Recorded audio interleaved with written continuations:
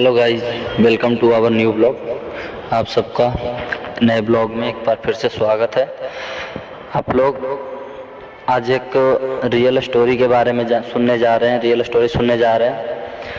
ये स्टोरी एक लड़के की सच्ची जीवन घटना पे आधारित है और ये स्टोरी पूरा कृपया करके पूरा स्टोरी ज़रूर सुने, क्योंकि ये स्टोरी का मेन टॉपिक है सेक्रीफाइस, त्याग।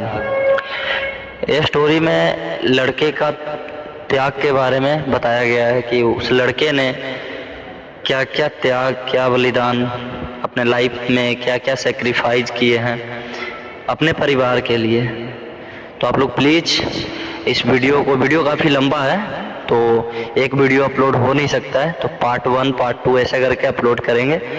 और पूरा पार्ट देखने के लिए हमारे फेसबुक, हमारे इंस्टा पेज को फॉलो कर लें और जाकर वहाँ ज़रूर पूरा पार्ट सुने।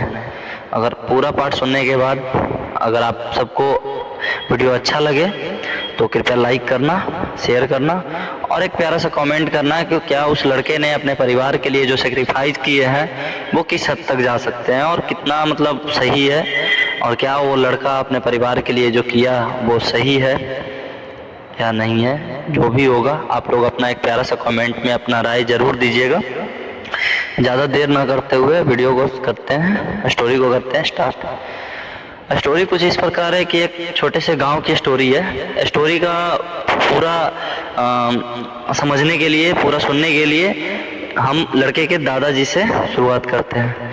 लड़के के दादाजी थोड़ा जमींदार टाइप से होते हैं, जो गांव में काफ़ी उनके पास जगह ज़मीन चीज़ संपत्ति काफ़ी थी।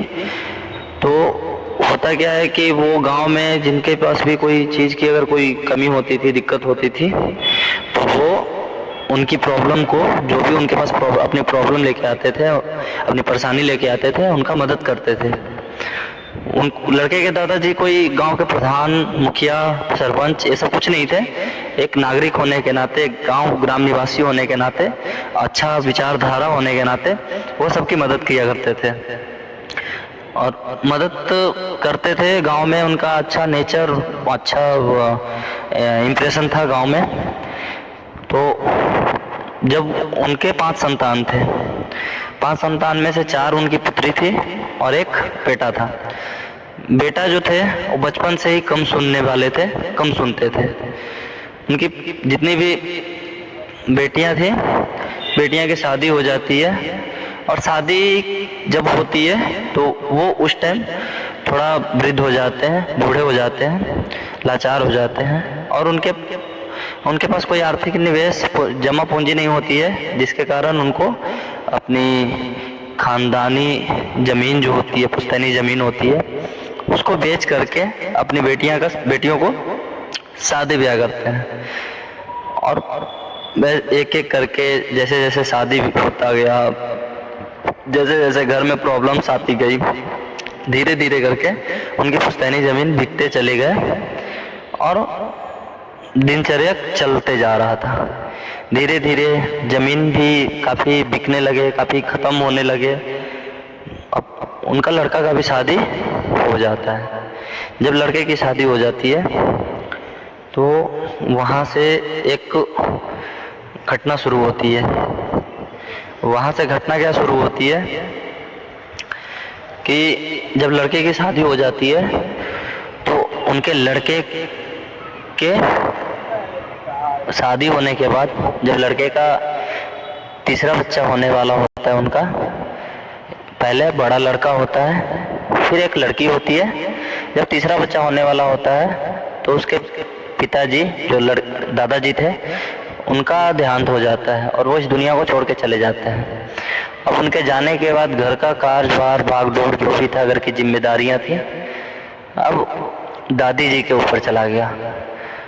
और दादी जी का जो भी होता, घर का देखभाल करना, जो भी खर्चा था, घर में जो भी ज़रूरत की चीज़ें थी, सबको पूरा करने के लिए लड़की के जो दादी थे, लड़का के दादी थे, उनके ऊपर सारी जिम्मेदारियां थी। अब उनको कोई भी रास्ता दिख नहीं रहा था। आखिर घर का जो कंडीशन है, जिस हिसाब से माहौल है, घर को आगे चलाने के लिए, दिनचर्या, परिवार को आगे लालन पालन, खान पान, ये सब करने के लिए उनके पास कोई ऑप्शन नहीं दिख रहे थे, क्योंकि उनके नज़र में उनके बेटे जो थे वो लाचार थे। वो घर के इकलौता बेटे होने के कारण वो गलत रास्ते पे थोड़ा चलते थे, जैसे जुआ खेलना, दारू पीना, घर पे झगड़ा करना, ये सब उनका नॉर्मली बिहेवियर हो गया था। उनका माइंड उस हिसाब से मैच्योर नहीं था, मैच्योरिटी उनके पास नहीं थी, इस वजह से वो ये सब हरकत किया करते थे। और जो दादी थी, दादी के नज़र में घर को चलाने के लिए, संभालने के लिए उनके दिमाग में बस एक ही ख्याल था कि मैं अपने घर को चलाने के लिए मेरे पास जो भी जगह ज़मीन जो भी है उनको बेच करके अपने परिवार का पालन पोषण करूँगी। तो वो उस हिसाब से अपना घर का पालन पोषण करने लगे। धीरे धीरे करके सारी ज़मीनें बिक गई। कुछ ज़मीनें जो बची उनको अंत में, लास्ट में जब कुछ ज़मीनें बची थी तो उनको उन्होंने गिरवी रख दिया। और गिरवी रखने के बाद जब उनको लगा कि अब आने वाला टाइम में हम लोगों को दिक्कत होगी, बहुत ज़्यादा परेशानी होगी, कंडीशन काफ़ी बुरा हो चुका था, काफ़ी हद तक बुरा हो चुका था, वो अपने बच्चे, अपने बहू, अपने पोता पोती सबको छोड़ के अपने बेटी के पास चले गए, जो कि शहर में रह के अपने परिवार के साथ शहर में रहते थे और वहाँ पे कमाते थे, वहाँ पे रहते थे। अब वो अपने बेटी के पास चले गए, बेटी दामाद के पास, नाती नातिन के पास, वहाँ रहने लगे। यहाँ पे बच गए उनके बेटे, बहू और उनके बच्चे। अब उस घर का कंडीशन इतना बुरा हो गया था कि उनके घर में अगर सुबह को खाना बनाना है तो शाम को सोचना पड़ता था कि आखिर सुबह को बनेगा क्या, शाम को अगर खाना बनाना है तो सुबह को सोचना पड़ता था कि शाम को बनेगा क्या। कंडीशन इतना ज़्यादा बुरा हो गया था कि घर में कलह कलेश, लड़ाई झगड़े, उनका जो उनके बेटे थे वो बचपन से ही कम सुनते थे, कमाते नहीं थे, गलत रास्ते पे थे, जुआ खेलते थे, दारू पीते थे, घर में झगड़ा करते थे। जो नेचर होता है, बैड हैबिट होता है, उतनी आसानी से जाती नहीं है, जैसा आप लोगों को भी पता होगा।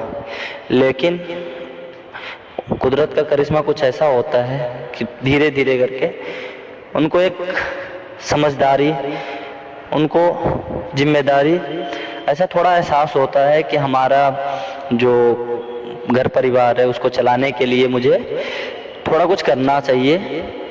और फिर वो अपने आप को थोड़ा कम बैक करते हैं और फिर जो ज़मीन उनका था गिरवी रखा हुआ, उनसे बात करके, जिनके पास गिरवी रखा हुआ था उनसे बात करके वो ज़मीन को वो वापस खुद से उनमें खेती करने लगते हैं। और उनका जो भी भुगतान होता था या अनाज देना या पैसा देना, वो उनसे कमिटमेंट करके वो खेती करना शुरू कर दिए।